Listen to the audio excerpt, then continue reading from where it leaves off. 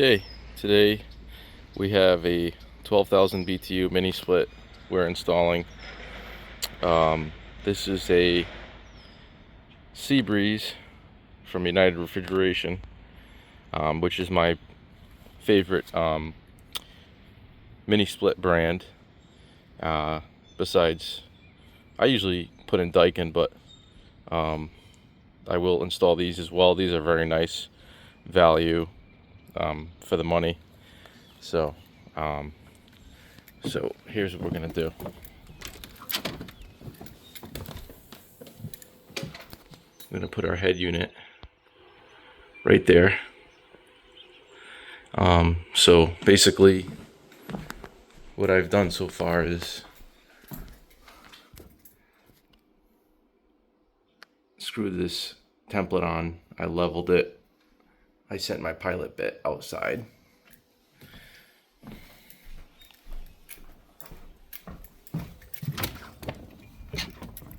That's our condenser. And we're gonna put, there's our pilot bit.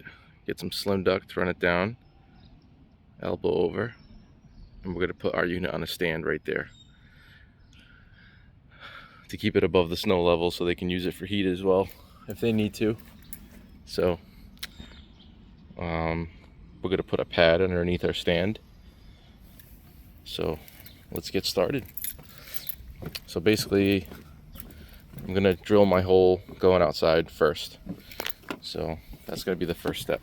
Okay, so our piping hole is 2.5 inches. That's what I have here. And so basically you want to use the same piping hole that they show you. And we're in this case we're coming in, we're going outside on the right hand side, which is easier than using that hole and then coming in through the left. It's a little more difficult, but this is a lot easier. So let's drill this hole. All right, so we got our hole drilled. Now the next step is to put that head unit on the wall. So let's go ahead and do that. This is our plate. As you can see, this one says it's level and that one says it's not. So don't trust these. So we're gonna loosen our screws and make sure this is level.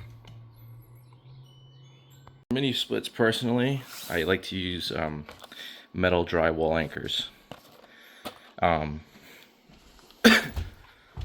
Basically with this particular mini split, I didn't need them. This sheetrock is so hard, like these screws are never gonna pull out. Sorry, excuse me. So all of these screws are tight, and anytime you do a mini split, you want to make sure you get a screw at every clip, because and an anchor if you need it, because what happens is when you put the unit on the wall and if you move it around, it could loosen up at the clip and then it looks like shit in the wall. So you want to make sure you have it tight, all the clips tight. So really you only need the 4 points, but you can get more if you want to. But yeah, as you can see, we're level. This one is not level, but we're trusting this level right here. So, and sometimes it's good just to take a step back and look at it, you know, just kind of imagine it. So let's get our head unit. This is something I do. With the way I'm doing this, with multi-zone units, you really can't do it like this because you use the 250-foot spool of wire. But for single zones and you have the 50-foot spool, I like to get my wire in. Well, I like to take my cover off my mini split. With this particular brand, you're able to take off the bottom, as you can see. But I like to take off the bottom cover, or the cover off the mini split. I like to attach my communication wire on first before I put it on the wall. So let me attach this and we'll go from there. Let me show you how to strip mini split wire, how I do it. I'm sure there's fancy tools out there to do this, and I do want one of those fancy tools, believe me. But I start like this. So I start just the tip of the razor knife. Sometimes that happens, but you start slicing away with your thumb like this, so you don't have to go to the hospital because you sliced your hand off like that. So open it up like this. Make sure you didn't cut through any of your wires. So I usually just pull this like that because I scored it already. So like, and then just cut this back. Just look at it. Everything looks good. So there you go. That's it. So now we're coming out the right hand side. We got our wire attached. I take off that metal piece there. I get rid of it. I never had any issues with this. So basically, you're just gonna flip this up carefully. I'm gonna try to do it one-handed, like that. Make sure it's kind of straight. Looking at it, you gotta electrical tape this drain right to this, so you can stuff this all through the hole. So we're gonna do that. But the drain, you want to make sure you don't do this, something crazy like that. Okay, you want to make sure, see wherever position it's in, you want to hold that position like that. So let's tape everything together. So here we go. We got just one piece of tape over there to take the belly out of it, and then we got one piece here so we can snake it through the hole. So we're going to shove the communication wire through first, and then we're going to pop the head on the wall. So the communication wire is done. We don't have to snake communication wire through the outside in. We already have it connected.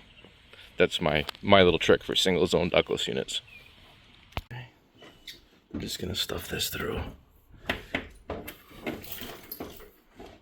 Our head unit on, and as you can see, there's no gaps. Nice and tight to the wall. So everything looks good here.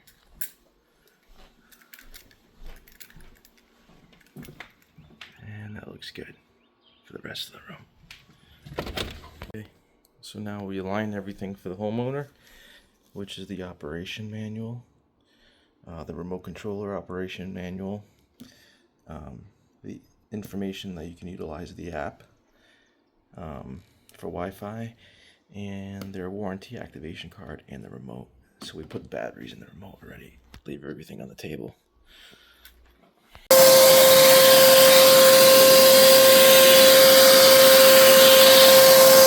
So now is the time to get our slim duct on. So this is a unit I put last year. Just gonna measure the height once I get the stand in. Roughly it's about 20 inches. So we want to land our slim duct higher than that, so that we can swoop into the unit. So 20 inches is our entrance. We got our slim duct here.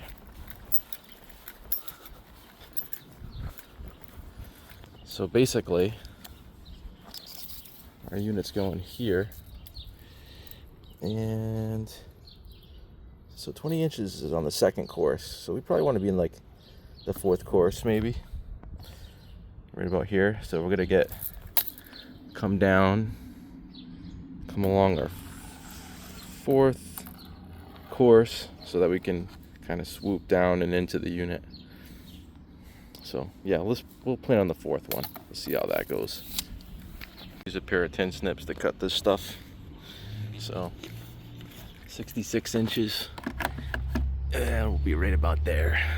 So all our slim duct is in. So now we're gonna run our drain down first, and then poke it out the bottom, and then we're going to run our reefer lines across. Okay, just got to level the pad now. This is okay. Yep. We just have to, yeah. put together the stand. Let's put the stand together. Okay. We'll just attach it right now. Yeah, screw it down to the pad and we'll put some sand down. Yeah. Okay, just like to secure these with fender washers so it doesn't move on the pad.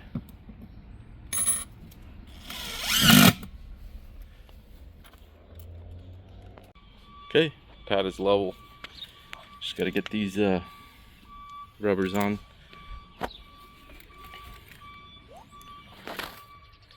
Drain is done. So now it's time to do our flares. So we're gonna cut these flares that came with the line sets off, and we're gonna use the OEM flares and get rid of that flare, because that flare is usually not too good.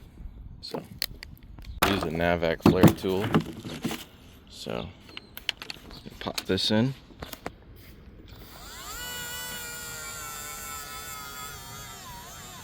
Makes the job a lot easier than doing them by hand.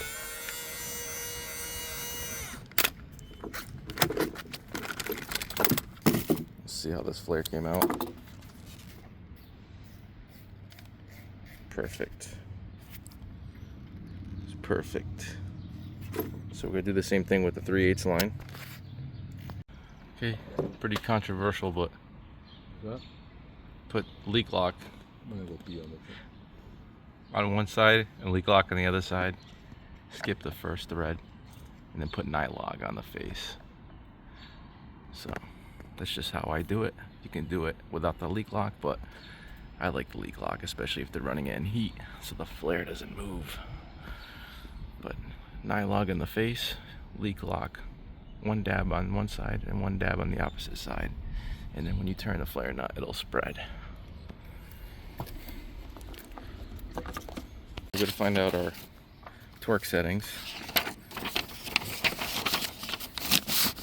Refrigerant piping connection, page 27. Here we go. So 1/4 inch, 18, 20. So we go 19 and 38. 19 and 38. Yeah, just gotta swing this over. Get our communication wire in. This is for the communication wire. I like these. Waterproof.